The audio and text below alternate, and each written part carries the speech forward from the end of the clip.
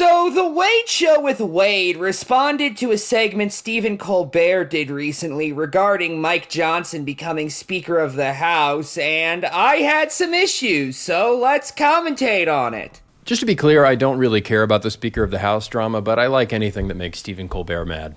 All right, let's get started. Last week, Mike Johnson was elected Speaker of the House, and over his next several shows, Stephen Colbert collected the most upsetting clips he could find of the guy. Someone asked me today in the media, they said, it's curious, people are curious, what does Mike Johnson think about any issue under the sun? I said, well, go pick up a Bible off your shelf and read it. That's my worldview. Who would have a problem with that? The 30% of Americans who are religiously unaffiliated, for one. More generally, the 63% of Americans who believe that religious groups should not participate in politics might also take issue with this.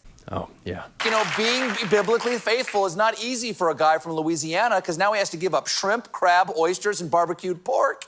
And I'm sure he's going to miss his wife when she has to be cast out of town during the time of her blood, only to be allowed to return when she brings 2 turtle doves to the tabernacle for the priest to sacrifice. Tabernacle, that's one of those old words. Har, har, har. Is this the Late Show or a 2007 Atheist YouTube channel? Welcome to the Logic Show with Reason Colbert. Take a look at this loser. He likes the Bible. What, you want to outlaw sodomy because the flying spaghetti monster told you to? Euphoric. Well, Mr. Johnson, I just asked my calculator and it said God's not real. Double euphoric. I just want to point out how you're saying this about a man who used to teach Sunday schools and who has been described as an observant Catholic. Even if you don't agree with Colbert's theological views in this situation, your caricature of him doesn't make any sense on that basis alone.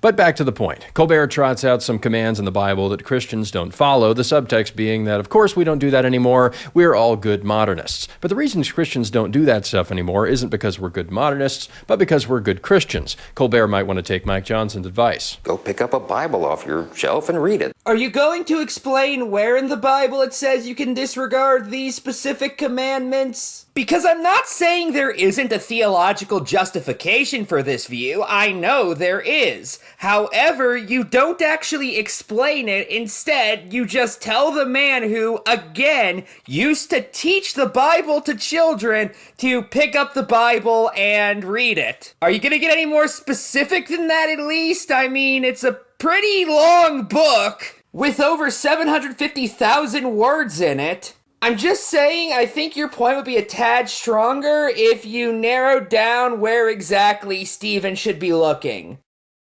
Colbert is also upset about this. Johnson is so Bible-y, he helped get public funding for an organization called Answers in Genesis, which believes the earth is only 6,000 years old, so they could get public funding to build a theme park in Kentucky called the Ark Encounter, a life-size Noah's Ark museum. The state can't fund that. The state should be funding religiously neutral education, like this. He, him, she, her, they, them, these, er. Let me know, which one do you prefer? I just want to be clear, I don't believe the government should be funding TikToks. I assume that was Wade's point. But seriously, this is another one of Wade's jokes that doesn't even make any sense. What's the implication here? That Stephen Colbert agrees with the government funding teachers doing songs about preferred pronouns? Do you have any evidence to back that up?